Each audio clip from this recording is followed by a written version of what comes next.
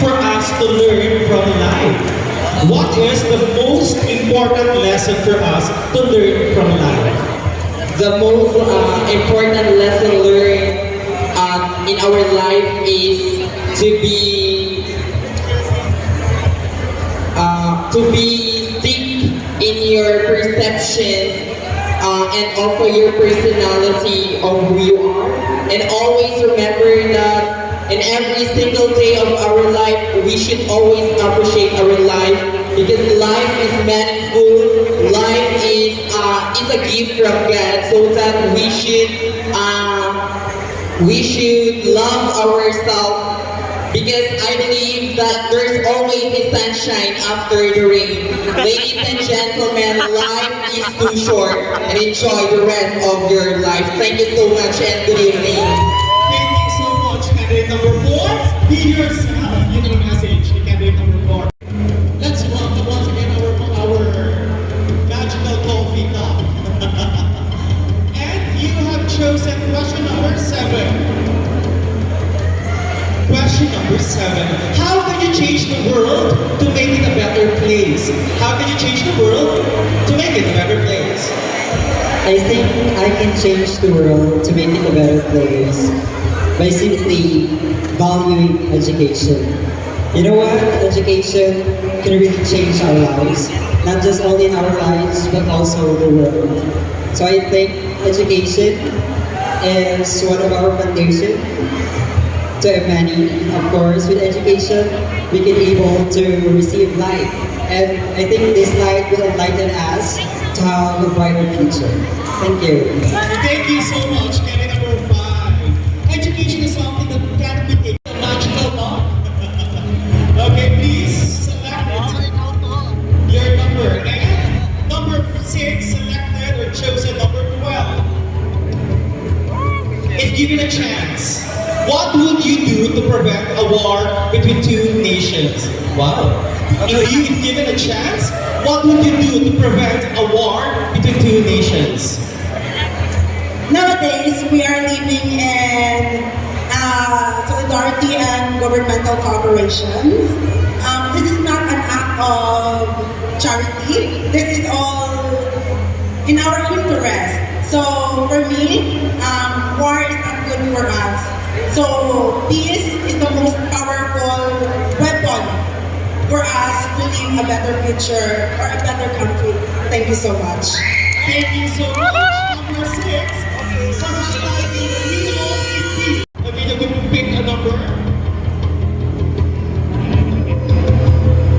And you have picked number 2. So much has happened to us in the course of the year. When we emerge from the crisis, what positive change do you foresee happening to humanity in general? So much happened to us in the course of the year. When we emerge from this crisis, what positive change do you foresee happening to humanity in general?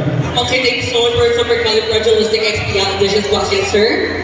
Ladies and gentlemen, in order for us to be not involving in the crisis that's happening in our society today, is let us help one another as one community, as one society. Because at the end of the day, it's not just about you are rich or poor in this community. It's all about how you help your society to improve. Ladies and gentlemen, I believe that if we help each other, we can gain the love, respect, prosperity, and love at all. Thank you.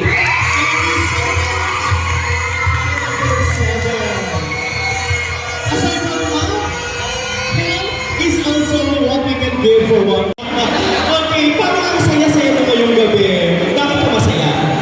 So, I just want to say thank you so much to the viewers, especially to the board of judges, my supporters from the Bayan Marikit, Pikit. So, thank you so much for spending the time. So, although we are part here in Canada, we choose to write this and to go and to watch the being changes of this community. Thank you so much. Thank you. Okay, candidate number 8, tell us what your costume is like. Akala ko you're a unicorn. Okay, so tell us what your costume, what you are wearing tonight. Yeah, so good evening once again. So from the headdress, the sword, the shield, it symbolized the bravery of Bigit Bayang Marikit. And the wings is represent the uniqueness of LGBT in our community, the Bigit. Wow, thank you so much for highlighting the LGBT community. And now, are you ready for the question? At ang natulog mo ng ating cat number 8 galing sa Bigit Bayang Marikit ay question number 1. In your opinion, after this pandemic comes to a close, however long that may be, what should be the first step we as a global community take so that we are better prepared for the next pandemic?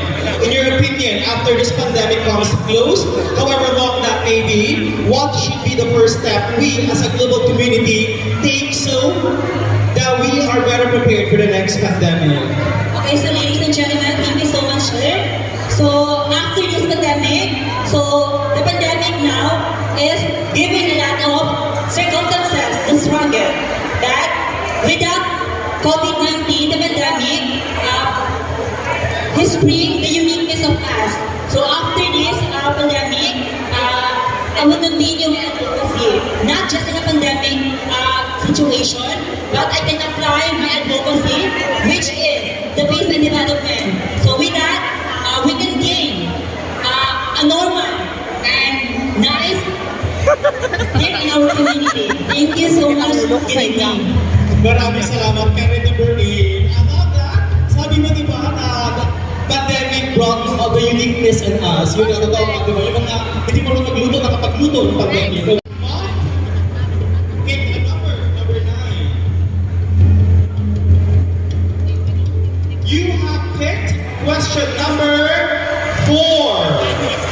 Amid the hardship and suffering the world is facing now, if you were given a chance to face God and ask one question, what would it be and why? Amid the hardship and suffering the world is facing now, if you were given a chance to face God and ask one question, what would it be and why? Okay, thank you for that beautiful question. I know that, ladies and gentlemen, today we suffer a pandemic, but supposedly to make Filipino still brave and strong to face the trials and challenges that we encounter right now. If I have given a chance to ask God, what is it? Why are we suffering right now?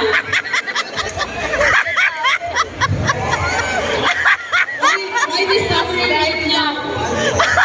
But we need to be brave in our self and also in our individual right now. We have very many problems, crises, and also our job and our Sila niya nga mentor sa ako.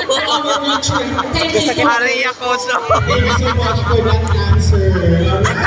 Okay, sasiyakan daw siya. Ipapatawa ka lang, babae na harap ko. So, ano naman ang ano ba yung mga when you wake up in the morning, what keeps you going? When I wake up in the morning, I see someone who is constantly trying to get better, and I need to improve myself. And Wow, I love that you never stop learning, okay? Alright, so, ito naman ang costume mo, parang naubos at ang beats, quality. That was what your costume is like. these costumes represent the colorful Katambol Festival, and I am proud wearing tonight. Akala ko, it represents the Isabong community. Okay, alright, so are you ready for your question? I don't have choice. Alright, the coffee mug, let's take it out. You have picked question number 6. If you had a chance to discuss a social issue with world leaders, what social issues would it be? If you had a chance to discuss a social issue with world leaders, what social issue would it be? If I were given a a chance to tackle one issue, it would be the implementing the SOJA bill. I think it should be addressed, but through implementing for us to expound democratic spaces and social inclusiveness and access. And by that, we can make a pick and we can make a punch in order to be part of this community and to be politically recognized. Thank you. Thank you so much for highlighting the LGBT community. Now, number 11.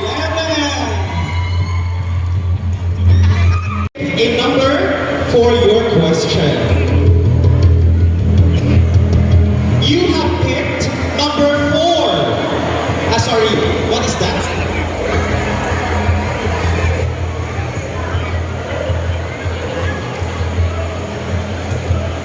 Okay. Number 14 ang napili mo kasi natawag na yung 4. Has personal interaction taken a backseat because of social networks or social media? Has personal interaction taken a backseat because of social networks? Yes, to answer that question, it is very important for us to use the social media in this time of pandemic because in order for us to overcome this pandemic, we need to practice the protocols that the government is giving us.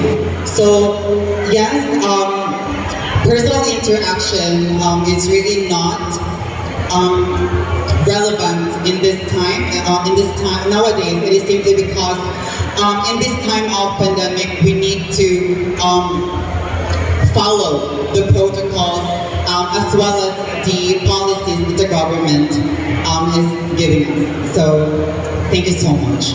Thank you so much, candidate number 11. And you have picked number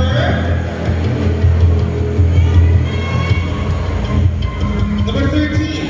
What would you do to bring peace among nations at war? What would you do to bring peace among nations at war?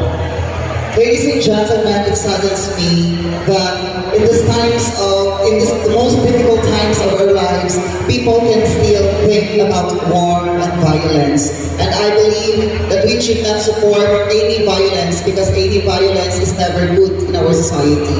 Why should we think love, respect and understanding to everyone?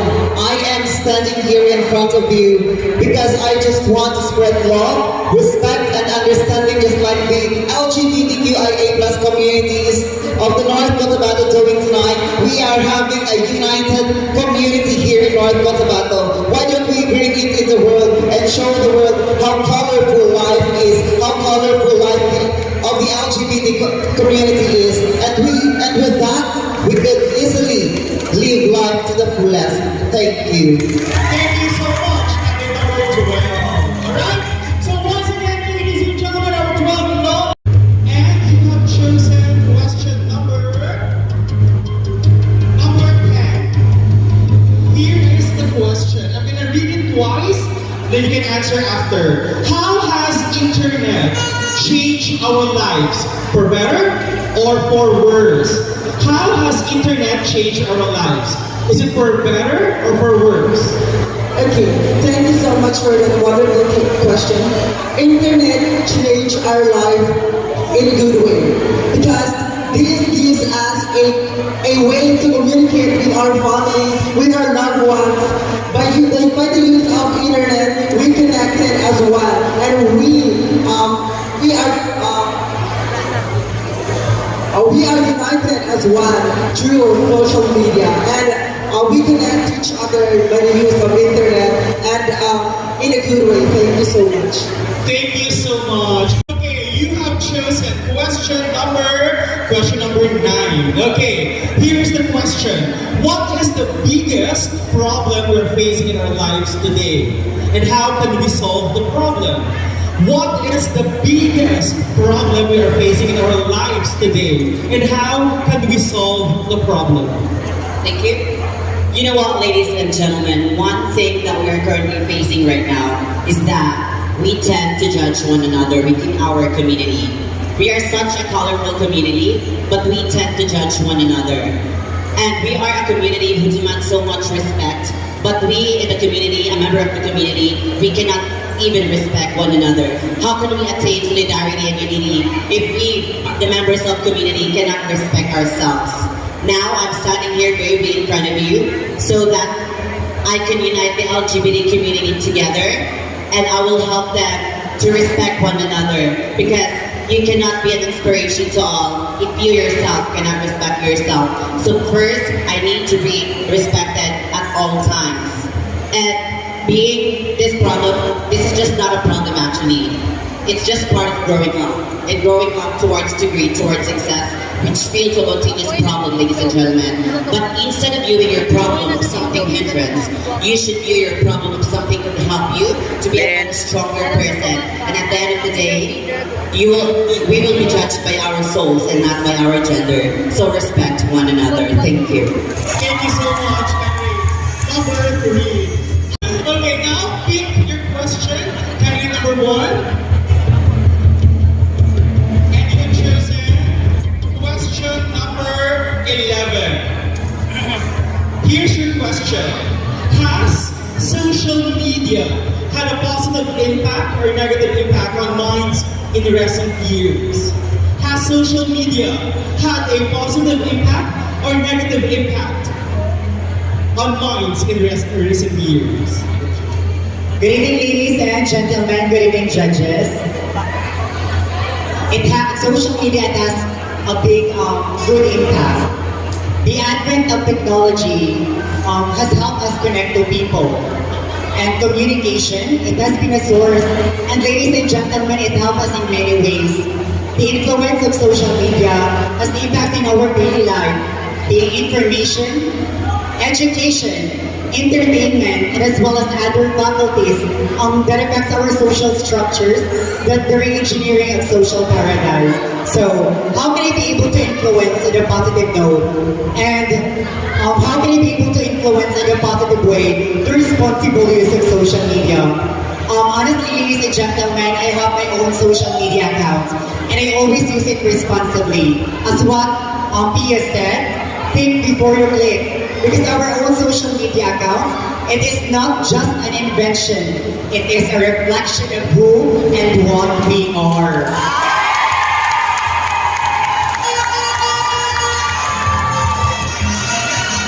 And I'm bravely standing here tonight saying that social media, we must use it responsibly to protect ourselves against destruction. Thank you so much.